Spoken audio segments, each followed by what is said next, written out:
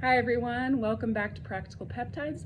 My name is Erin Macfarland. I'm a NASM certified personal trainer and an immune-centric health coach. Today we're going to talk about one of my favorite peptides, GHK-Cu. Before we get started, I just wanted to mention that there's been a pretty significant change in legislation recently. The FDA has created a barrier for compounding pharmacies to be able to compound certain peptides. And the list is quite extensive. It includes a lot of peptides that people have found to be quite beneficial. This is obviously a disappointment for everybody who has found great benefit from these compounds, these substances, as an alternative to prescription drugs to try to treat in a more holistic way certain types of illnesses, symptoms, bothersome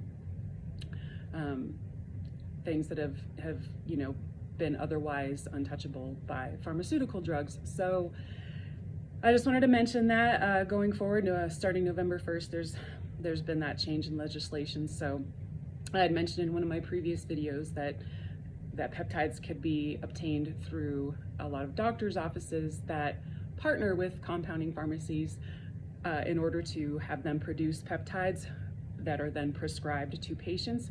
So if you are interested in looking at some of these different agents going forward, then you'll need to just familiarize yourself with which peptides are available still, because there still are a good handful, but quite a few have been basically it's illegal for them to produce, for these compounding pharmacies to produce a lot of peptides that had been previously accessible by doctors' offices. So just wanted to make that little side note. Sorry it's taking me so long to get videos. It's quite a process to just keep focused and consistent. So I just wanted to take a few minutes and talk about one of what I think is a very beneficial, universally beneficial peptide, and a lot of the things that people think of when they think of this peptide or they hear about it are useful. Sorry, I have dogs. They're useful for more cosmetic purposes, but also there are a lot of benefits outside of that as far as wellness and our general health. So today we're going to be talking about GHK-Cu. GHK-Cu is what we had talked about BPC in a previous video. GHK-Cu is similar to BPC in that it addresses tissue healing, tissue remodeling. It has a lot of anti-inflammatory benefits. So it has that physical repair component similar to BPC, but it has a more broad application than BPC does. BPC is very targeted, specific for tissue repair. So when we talk about GHK-Cu, sometimes when you're starting to research these peptides and you come across GHK-Cu, you'll see that there are basically two types or two descriptions of GHK-Cu. One is GHK-Cu and the other is GHK basic, what is sometimes called GHK basic, so just GHK. The difference between these two is the GHK-Cu includes copper in the preparation. The Cu stands for copper. GHK basic does not include copper. That being said, they are essentially the same. It's just GHK-Cu contains copper.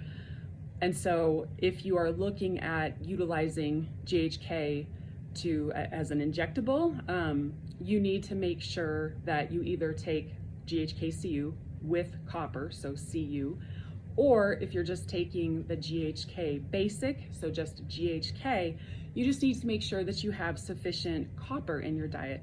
And you can, at copper supplements, you can get just a small supplement of copper. But basically, it's not hard to obtain sufficient amounts of copper to be able to utilize that basic GHK. the copper is a cofactor when it comes to the absorption and utilization of GHK. So it's important to have that present so that you can utilize it. It has molecular biochemical functions when it enters our body. So it's important just to understand that if you are looking at taking GHK-Cu, you can take the GHK-Cu with copper. It's blue. So anytime you get GHK-Cu, it's going to be blue. GHK basic is clear. It does not have the copper. You just have to make sure, again, if you're taking the GHK basic, that you are getting sufficient copper in your diet. So GHK-Cu and GHK, they're interchangeable basically. They have a lot of global systemic benefits as far as being able to promote tissue healing, collagen synthesis. So the reason a lot of people are becoming interested and really love GHK is because it increases collagen production substantially. It helps with hair growth. So a lot of people in the cosmetic fields really love this peptide because it is we inject it. So now GHK is available through an injection. So when we inject it, it upregulates, it increases our body's production of collagen, which everybody knows collagen makes your skin look nice, and but it also is crucial in soft tissue repair. So throughout our body, we have all manner of soft tissue, which is important for our function, right? Our physiology necessitates soft tissue with integrity, with strength, with suppleness. And so GHK is integral in the functioning of soft tissue and soft tissue repair. If there's an injury, it's a very useful addition to any type of regimen. If you're thinking like you have surgery or a cosmetic procedure, it can vastly improve the outcomes because of its role in tissue repair. So when we're talking about the types of GHK-Cu, it's available subcutaneously, so by injection. And again, that's not something that you can get from a doctor's office, a compounding pharmacy anymore. It would have to come from a peptide research lab. It's also available in a topical. So this is where a lot of estheticians, cosmetic procedure offices are utilizing GHK, because when it's applied topically, it will speed up any type of healing that, so if you have a facial peel or IPL, or you're looking at trying to increase hair growth, there are prescription GHK-Cu preparations that are topical that are still available through a doctor's office. So a doctor's office that has access to a compounding pharmacy that produces topical GHK-Cu can prescribe that, and then you can utilize that externally to promote any type of healing after. So it will mitigate scar tissue formation. So any type of scars, it will reduce the presence and the how noticeable a scar is. And again, it can be there are foams that are applied to the scalp that help with hair regrowth. It's quite effective. It's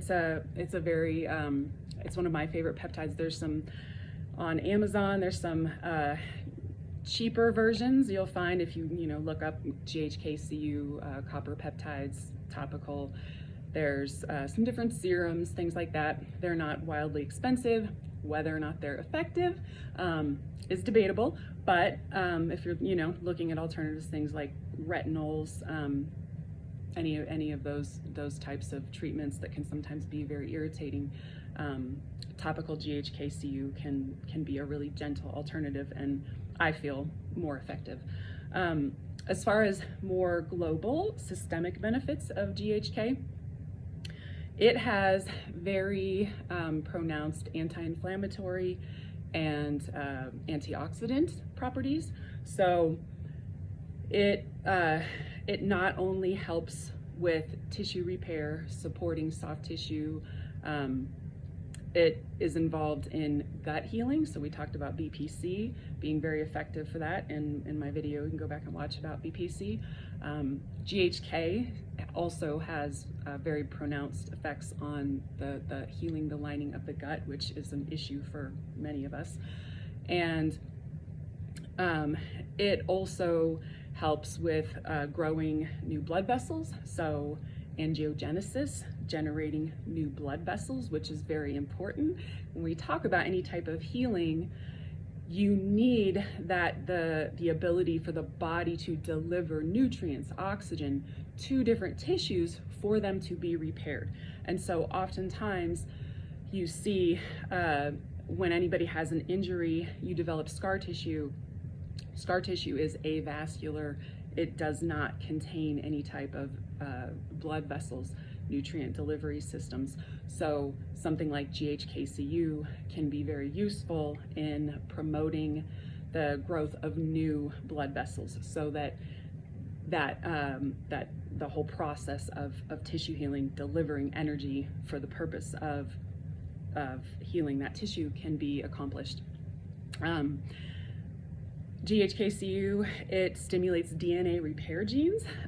So it is being looked at as an anti-aging agent, insofar as it activates DNA that is linked to certain processes that speed up the aging process. So it can slow down, downregulate, mitigate some of those genes that, for various reasons, right? Whether environmentally, based on endogenously how our body works, the expression of certain DNA.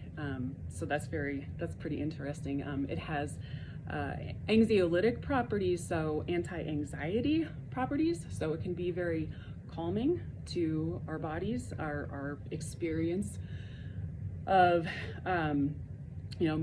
lowering anxiety, which is, most people struggle with that now in modern life. So that's also a really wonderful benefit. And again, it has a lot more benefit, not just cosmetic, but it can help with stimulating bone production, so strengthening our bones, our gut, any type of soft tissue repair. So it's a great addition to, as a generalized beneficial peptide.